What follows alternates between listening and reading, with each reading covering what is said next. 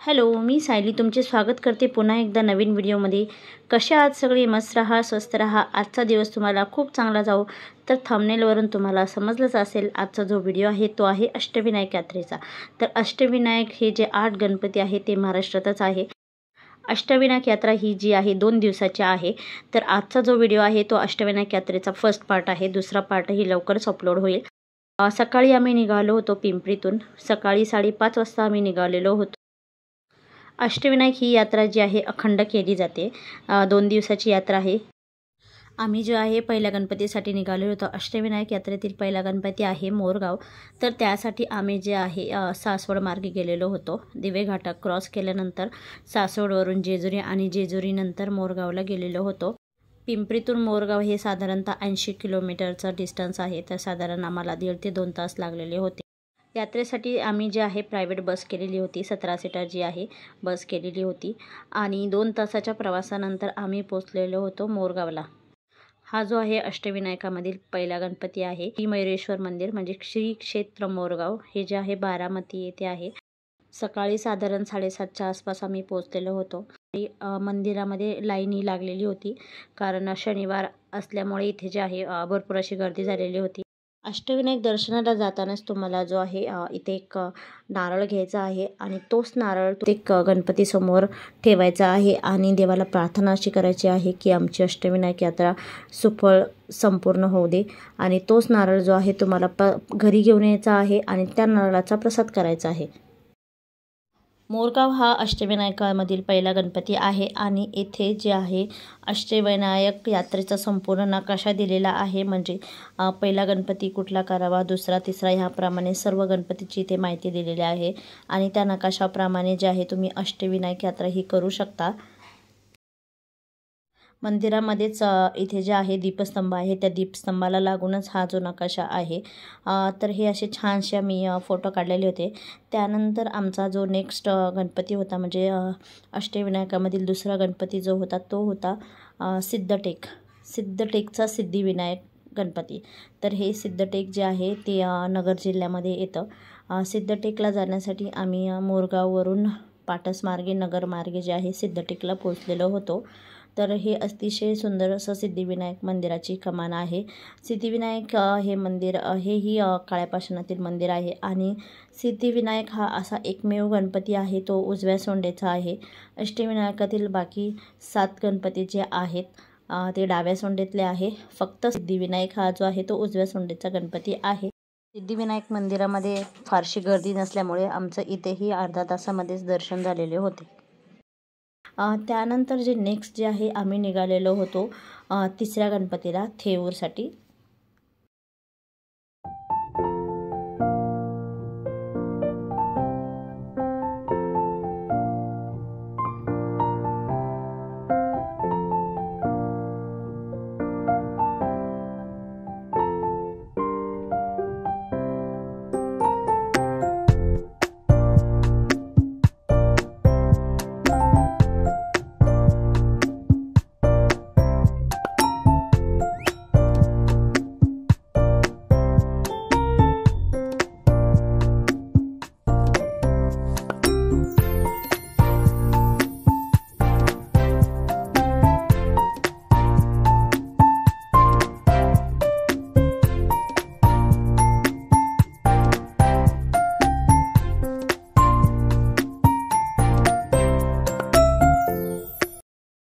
अष्टविनायकामधील तिसरा गणपती जो आम्ही केलेला होता तो होता थेऊरचा चिंतामणी।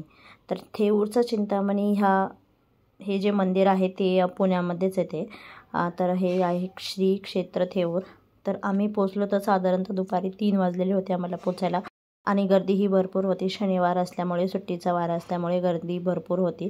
तर आम्हाला साधारणतः 1 तास तरी लागला असेल दर्शन पूर्ण घेण्यासाठी आणि ही अशा प्रकारे इथे लाईन लागलेली होती। मंदिर हे खूप छान आहे। हा पूर्ण सभामंडप जो आहे सागवानी लाकडामध्ये बनवलेला आहे। पूर्ण लाकडी असा सभामंडप आहे। इथेही अष्टविनायकांच्या जे आहे देवांच्या चित्र लावलेली आहेत। हा जो सभामंडप आहे अहिल्याबाई होळकर यांनी बनवलेला आहे।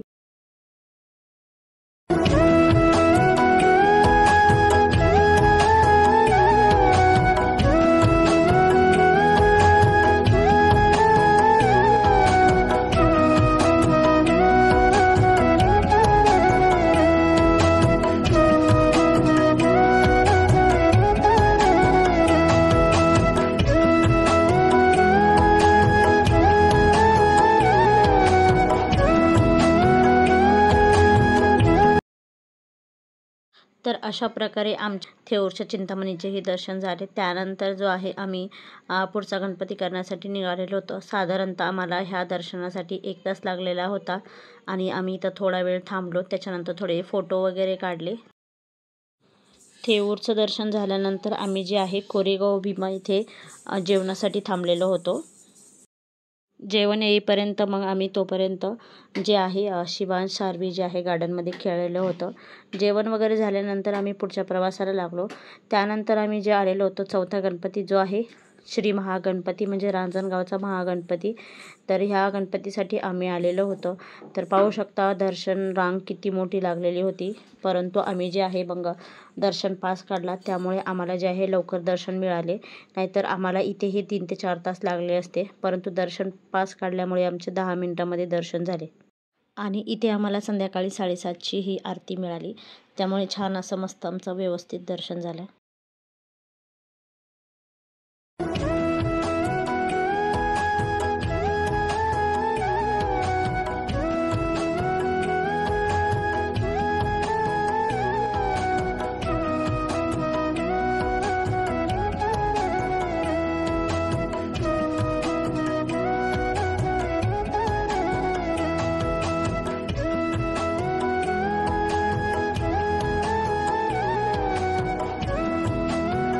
रांजणगावचा महागणपतीच्या मंदिर परिसरातील आवारामध्ये इथे जे आहे भिंतींवरती असे चित्रसृष्टी निर्माण केलेली आहे, जेणेकरून आपल्याला अष्टविनायकातील गणपतींचे जे आहे संपूर्ण माहिती मिळते. आणि इथेही आम्ही थोडेसे फार फोटोशूट केले. त्यानंतर आम्ही निघालो होतो ओझरला. तर ओझरला जे जाण्यासाठी आता नवीन रस्ता झालेला आहे, मलटणवरून डायरेक्ट जो आहे आपल्याला नारायणगावमध्ये मिळतो. हा जो हायवे झालेला आहे, तर त्याच्यामुळे 1-1.5 तासामध्ये आपण ओझरला जाऊन पोचतो. ओझरला आम्ही रात्री 10:15च्या आसपास पोचलो. तर ओझरचं जे मंदिर आहे त्याचा सभामंडप हा अतिशय सुंदर असा बनवलेला आहे आणि हा नुकताच सभामंडप बनवलेला आहे. फेब्रुवारी 2024मध्ये माननीय राज ठाकरे यांच्या हस्ते या सभामंडपाचे उद्घाटन झाले. आणि मंदिर जे आहे ते अतिशय सुंदर मंदिर असे आहे, पाहण्यासारखं मंदिर आहे. तर रात्रीची 10:30ची ही आरती आम्हाला मिळाली इथे. खूप छान प्रसन्न वाटत होतं आणि नेमकं आरतीच्या वेळी आम्ही पोचल्यामुळे आम्हाला इथे खूप छान असं दर्शन झालं, व्यवस्थित दर्शन झालं. आणि इथे आम्ही मंदिरामध्येही थोडा वेळ थांबलो. पाहू शकता तुम्ही हे किती छान असं काळ्या पाषाणातील मंदिर आहे. ह्या मंदिरामध्ये आम्ही थोडा वेळ थांबलो कारण गर्दी खूप कमी होती. परंतु मंदिराच्या बाहेर जे आहे मंदिर परिसरामध्ये गर्दी खूप होती.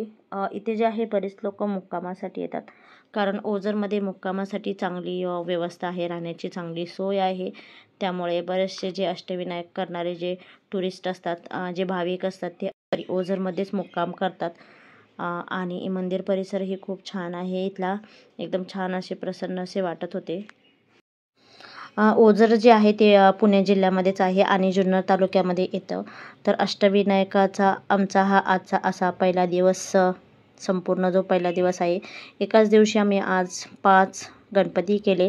कारण दुसऱ्या दिवशी जे आहे चतुर्थी असल्यामुळे आम्हाला गर्दी खूप मिळणार होती, म्हणून आम्ही आज पहिल्या दिवशी जेवढे गणपती होईल तेवढे आम्ही केले. तर अष्टविनायक यात्रेच्या पहिल्या दिवशी जे आहे आम्ही 5 गणपती केले होते.